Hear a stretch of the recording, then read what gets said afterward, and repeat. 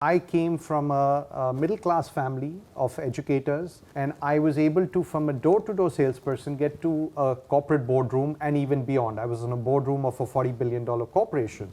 So that journey, I know, and I made it in 10, 12 years' time. So I know how to make those steps. So can I not teach the young generation because they come with a lot of ambition, but they don't know how to get there. So maybe I know, I've been there, done that. So that was the reason to give back. My ROI from SPJIMR is 20 years. My first ROI, which I got out of SPJIMR, I got the lowest salary from my campus. When I was in London, nobody had heard of SPJIMR. And when I got my first CEO position, I was competing with guys from Harvard, Wharton, Stanford, Oxford, Cambridge, right? Those were the names around me. How did a nondescript school from India make it to the top?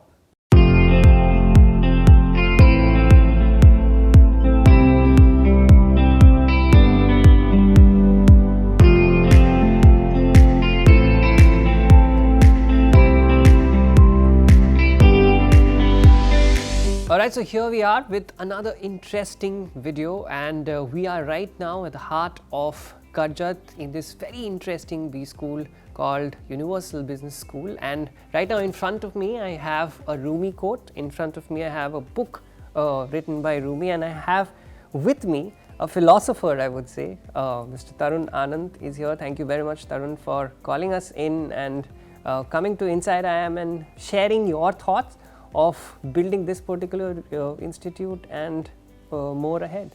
Thank you for this opportunity. Tarun, we had a conversation before as well, but it was an online conversation, and since then I was interested to meet you in person so that I can share the kind of dynamism you have, or the kind of the way you drive a conversation. It's very infectious, right? So tell me a little bit about yourself for the people who are probably looking at you for the first time and have not encountered you. How would you define yourself? So I'm a corporate guy, spent 20 years in industry. So all the tricks of the trade I learned from the industry as such. I brought that entire body of knowledge, experiences to the academic world. So it's fun to see these two words collide or converge, if I may say so. The industry learnings and bringing them into the academic world. And having been on the other side, I had the opportunity to recruit from some of the best business schools in the world, including the IIMs, including my alma mater, SPJIMR, including Columbia Business School. So I had been on the other side of the fence, right, recruiting the best talent from the best institutes. So I think I know what is required when the students leave the business school that we've initiated. You have a connection with Bombay. You said that you were a part of a B school which was based in Bombay. Was there anywhere in your mind at that point when you were graduating from your B school, you thought that probably one day I'll have my own B school? No, that was never even in the remotest of my desires to set up a business school. My desire was to essentially become a CEO. So when we were in our graduating class at SPJIMR, our dean, Dr. M.L. Shrikant, said, which of you will be a CEO in 10 years' time? And that was the question a challenge thrown to us. And I always take risks. So I put up my hand saying, I'd like to be a CEO in 10 years. So that was my ambition. And the story goes that I did not become a CEO of an Indian company in 10 years' time, but in 12 years' time, I became a CEO of a global company. Right. Every B school student who probably graduates from a B school thinks that I will become a CEO in 5 years' time, or 2 years' time, or 3 years' time, or I'll start my own particular organization where I'll become a CEO. But what they don't understand, and probably you will be able to better tell them, is your journey probably starts by becoming a door-to-door salesman. There is a certain bit of apprehension today that I see usually when I go and meet these students also, and they say that, sales nahi karna, right? What is your opinion to that, and why don't you just tell your story about your sales days that started all of this? So yeah, I started as a door-to-door salesperson. You go getting doors banged on your face. It's tough because you've got to hit your numbers, but nobody's willing to listen, and it was a residential door selling. So, you find a way through the door, right? That's the proverbial thing. You find a way. If you keep at it, you'll find a way. And I found a way through those doors. And I always say, even if you don't find a way through the door, there's always another door. There's always another option to figure out to get through that door or another door. So, I see a lot of disheartenment when, you miss a job or you miss a particular dream company or you miss a dream college. And I say, hey, buddy, it's a marathon. It's not a 100-meter race you're going. The career is a marathon. It's not how you start, it's how you finish the game. Ability to withstand all this pressure, right? When you get doors thrown on your face, slammed on your face, it builds character, it builds resilience. That's what's held us very good through this entire COVID period, because you know that, okay, there's always going to be another door. It also triggers off an optimistic, I would say, vein in your body saying, no, we'll fight harder. We're not going to give in. So that's very, very important, especially at the early stage of your career. Coming to the concept of sales, buddy, you're selling for the rest of your life. Whether you like it or not, you're selling your ideas, you're selling yourself in your first job, you're selling your products, your services, especially if you want to get to the top. If you have a desire to become a CEO in a short duration of time, then you're selling every second of your life. Absolutely. So if you want to be the top and you want to enjoy the fun of being at the top and all the associated benefits with come, then pick up sales and don't see it as a challenge. See it as an opportunity that you're able to convince minds. And if you're able to convince minds, that is your ticket to success. You're a true blue corporate person, and you have always slammed those doors all your lives and then helped people understand how to slam those doors, probably where you became their manager. What prompted you to start a B school in a city like this, where you're closer to the financial capital? There are multiple B schools that are already there. 14 years back when you came in, probably all those B schools were already there, functioning and helping people graduate. Why taking that call? There was a personal reason for it, and then there was the need, which I would call it. So the personal reason was, everybody has a bucket list, and I had my bucket list, which was to work in the best financial companies, to become a CEO. All of them I ticked off very fast, and I said, okay, now I was looking for my purpose, and I said, I came from a middle-class family of educators, and I was able to, from a door-to-door salesperson, get to a corporate boardroom and even beyond. I was in a boardroom of a $40 billion corporation. So that journey, I know, and I made it in 10, 12 years' time. So I know how to make those steps. So can I not teach the young generation, because they come with a lot of, ambition, but they don't know how to get there. So maybe I know, I've been there, done that. So that was the reason to give back. The need base was, I saw these institutions around and I said, there are 4 pillars I would put it under. The first pillar for me was essentially, I'd also done executive education at Michigan Business School in the United States, Tuck Business School, Dartmouth in the United States, and IE Business School in Spain. So I'd understood academic practices from the European mindset, the American mindset, and of course the Asian mindset.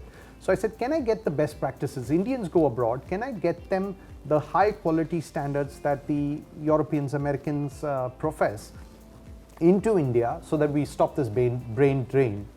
And that was the first thing. Can we align ourselves with global, top global institutions? And we did that with the British, the American, the French, the Spanish, Italian, and so forth. The number 2 gap was in terms of the learning method, which we call experiential learning. We saw that, you can't learn to ride a bicycle by reading a book. You've got to get onto it. And that's the essence of management education. And my belief is that practical, immersive, experiential, action learning, whichever way you call it, is the way of future. The third thing was, how do you learn? Who teaches you? And we saw that most of the faculty members were academicians with no corporate experience. And we said, how can you make the magic happen when you've not actually faced the pressure of the corporate environment at a senior level? So we said we will attract CEOs, CXOs to come and teach. And the fourth and final area we felt was, can we allow them to take risks in a controlled environment? Because students tend to not take risks at an early stage. So we created a company on campus, a private limited company, which is owned by and run by entire student community. They hire, they fire, they make a balance sheet, they make new business ideas, they take them to the market, and they can graduate with their MBA and have a CXO tab or a CEO tab. And that's what we've seen has a huge impact when they go into their interviews for industry. They're actually talking that language. If I give you a chance now, go back 14 years and establish this very B school, not in probably this hill station that you have established, but right bang at the heart of Bombay, would you agree to that? Or because you might just get, more companies to come in, more students to get attracted because they are staying in a city, what would you do? So all the best universities in the world, all the best business schools, whether it's IIM Ahmedabad, whether it's Harvard Business School, whether it's Oxford, they're not in the big cities. They started at the periphery of the large cities because the whole objective of theirs was to transform students' lives. You cannot transform students' lives if you're not with them 24/7. And that's why a residential campus, you look at the best institutes in the world, they're all residential. In a city like Bombay, where I studied, I was going to and fro. I spent 2 hours commuting, waste of time.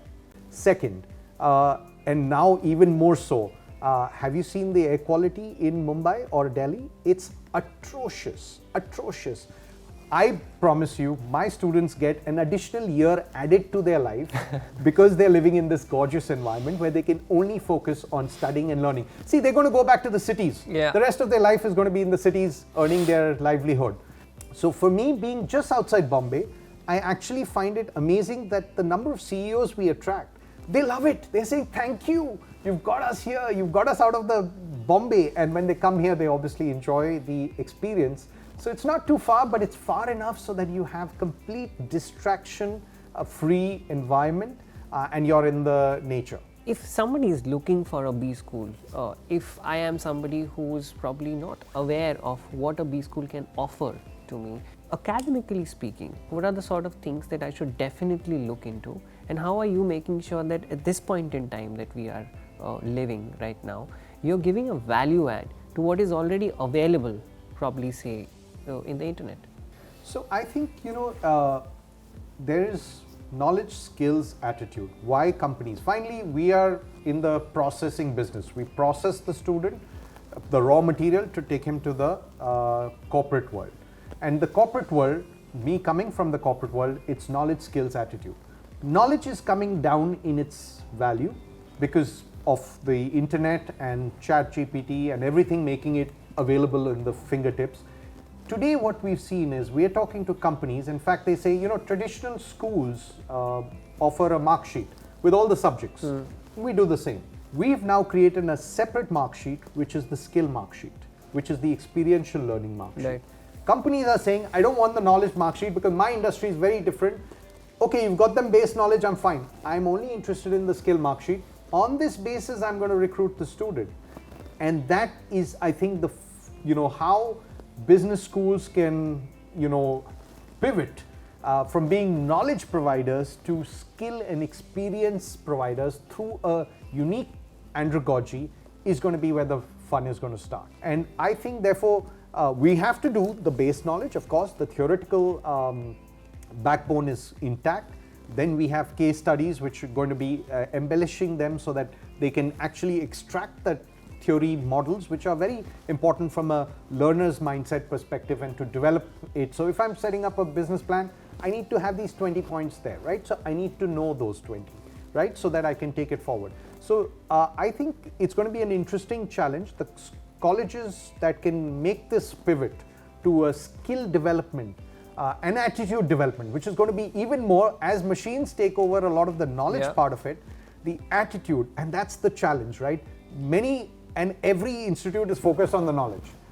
We are very clear, we are focusing on the skills and the attitude because knowledge is going to become a lowest common denominator. Tarun, tell me, how do you go about making sure that the very people who are going to impart this education are the people who are aware of the industry, of the ongoings that are happening right now, or probably the things that these very students, when they go out, are going to face in the probable companies or the dream companies that they have thought for themselves? Little bias is towards hiring corporate executives, and if they come with PhDs, fantastic.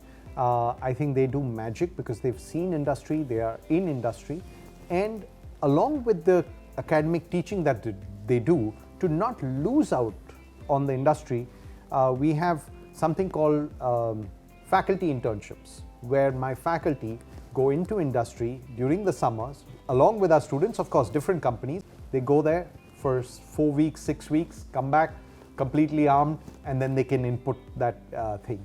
The other element is consulting, which they do. So we have a consulting practice where they are actually going out there and solving complex problems. The third element is management development programs. So to do these programs, they actually go into industry, understand the issues, and then we develop and customize a program for industry. And the final point is when we have projects on these solving AI issues in organizations to do, let's say, the entire straight-through processing of in an industry, then they go and they actually work through, deconstruct the problem and how AI would support them. And you mentioned that it's a global B school that you wanted to create, and you wanted to have that experience back home in India. You have tied up with a lot of B schools as well. For somebody who is going through a B school like a UBS, how do I understand that how effective is this collaboration? How effective actually is the learning going to be if I go and probably learn from an institute like this? So we've broken it down into essentially 3 components. There are institutions we've partnered with where we take their curriculum and deliver it completely without them having to go. So that reduces significantly the cost. In this model, these are all highly accredited, 100+ years of experience pedigree. So they come every 3 to 6 months into our campus and they do what accreditation agencies do. They actually throw us out. They speak directly to the students to understand whether their learning is as per the global standards, whether the faculty is as per the global standards, and then they send us an updated report which might say, hey, this faculty, sorry, right, doesn't work, and then we have to take action on that, right? So that is one way. The second way is every assessment that we correct here is corrected by a peer faculty in Universal Business School. Then it goes to the partner institution, let's say in this case Cardiff. Then their faculty, who's the expert, corrects to make sure that 2 Indian professors are doing a good job. Then it goes to an external examiner because that's as per their accreditation standards, the Quality Assurance Agency of the UK. It goes to Cambridge University. An external examiner then sees whether the British faculty and the 2 Indian faculty have done the good job. He makes sure, then all 4 meet every 6 months in an exam board. That's the level of quality. I don't believe even the IIMs go through 4 levels of checks on each paper. That's the kind of quality we're talking about. So that's one model we follow. The second model is where they spend 1 year here, 1 year in an international campus. So clearly they are getting the high quality in the international campus, and clearly because we are run by the corporate world more so than the academic world, our threshold is higher, I may say so. Yeah. So that's the second model, and the third model is where they go for a 3-month or a 6-month period into an international campus. But we are very clear that all our students who go or study, they need to complete a course and an assessment, not what's called education tourism, that they go for 1-2 weeks, see a few campuses, see 1-2 companies, come back and say, oh, we've got international. No, you have to study in that campus, you have to study the curriculum, you have to give the assessment, and that's what we feel is going to ensure quality. Let's come to another vital aspect for a student before they make the decision of getting into a B school, and that's the ROI that they probably can expect from a B school, and keeping the fees in mind, keeping the kind of facilities that you're providing. Are you, in your mind, justified with the kind of companies that has come, or the kind of roles that it has offered, or the kind of trajectories it has built for your students? Very, very delighted that I think the ballpark number which leaders in industry talk about is that if your fees is X, if your first pay is above X, it's a great ROI. Yeah. That within that 2-year period or that 1-year period, depending on the program you take, you're over that. And so we've been consistently above that, and we are very happy. But again, I would say that my ROI from SPJIMR is 20 years. My first ROI, which I got out of SPJIMR, I got the lowest salary from my campus. But in 40 years, or not 40 years, 20 years is to be fair, my ROI has just multiplied. Like it's exponential in terms of growth. So if I had to look at that first salary, it would be a disaster, but I never looked at it.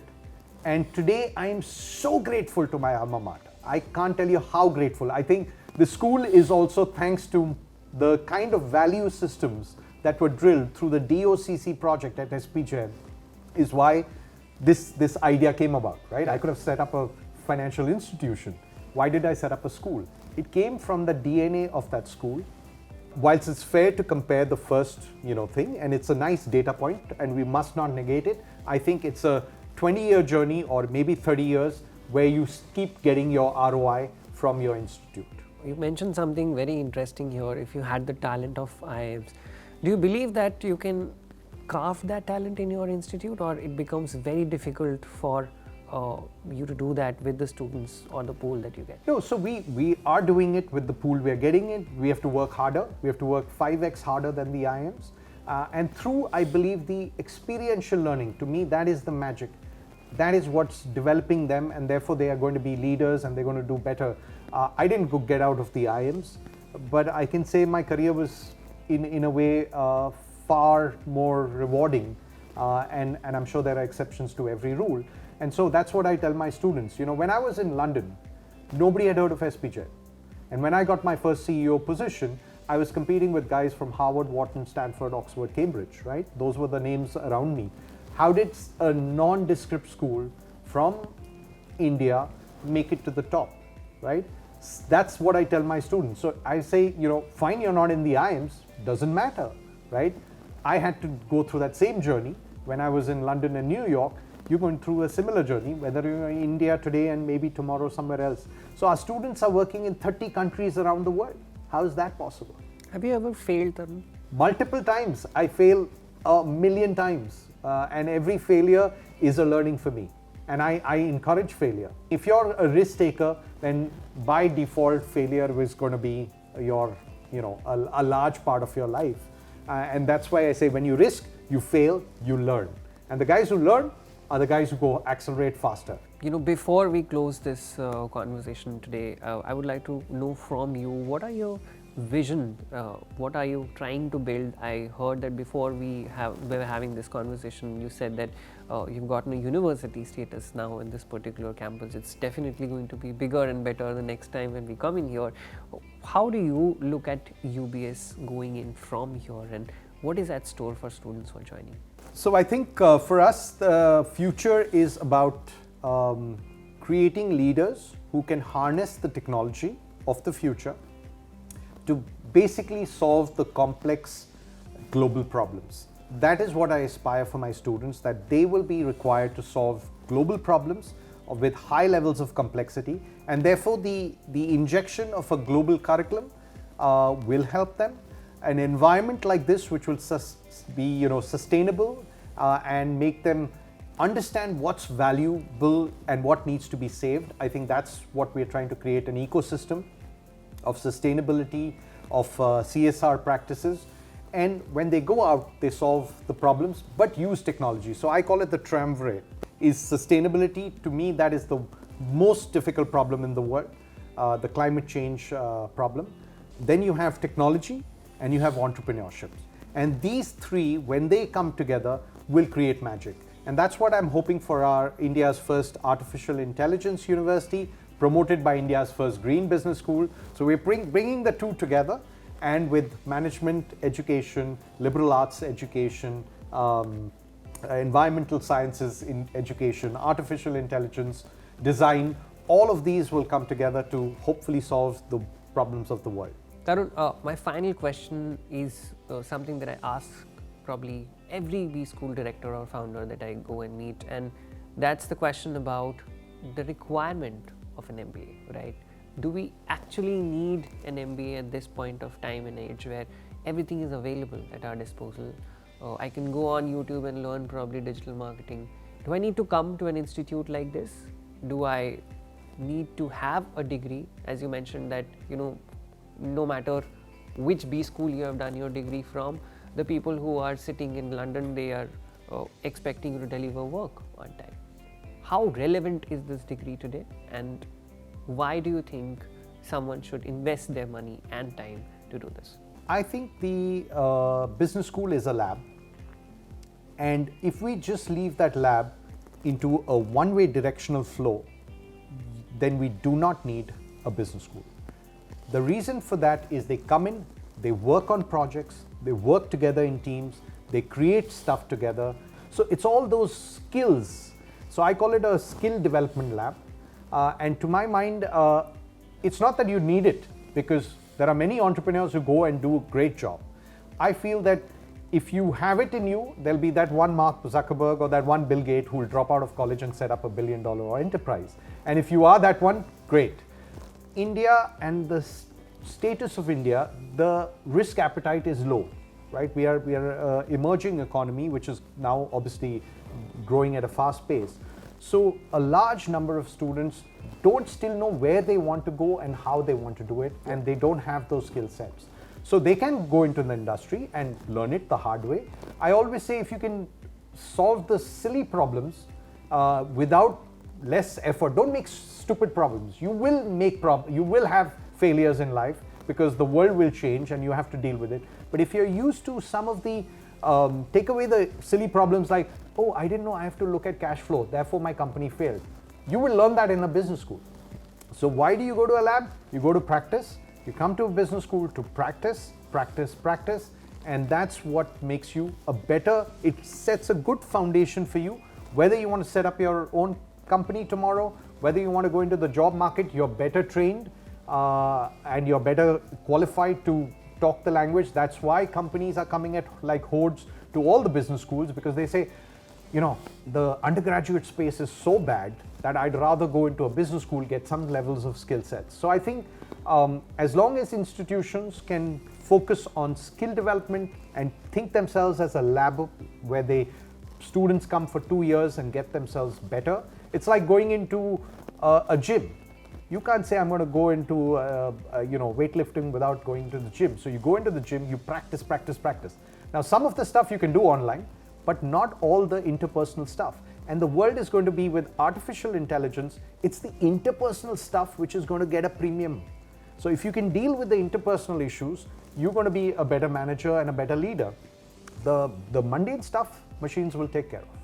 Thank you very much, Tarun, for taking out time. I think I am done with my set of questions that I wanted to ask you. I had fun. We started this conversation by saying that we have a Rumi quote in front of us, we have a Rumi book in front of us, and we have a book that called The Road Less Traveled. I hope you have traveled in your journey that you probably have thought of after your B school journey. To some extent, there is still some road to be traveled, and I wish you all the very best. If you want to know more about this particular institute, there is a link in the description. Go check that out. Do tell us in the comments below how you like this conversation, and if you have any questions for Tarun, and share this video with the people who you think might find this useful. Thank you very much, Tarun, once again. It was nice having you.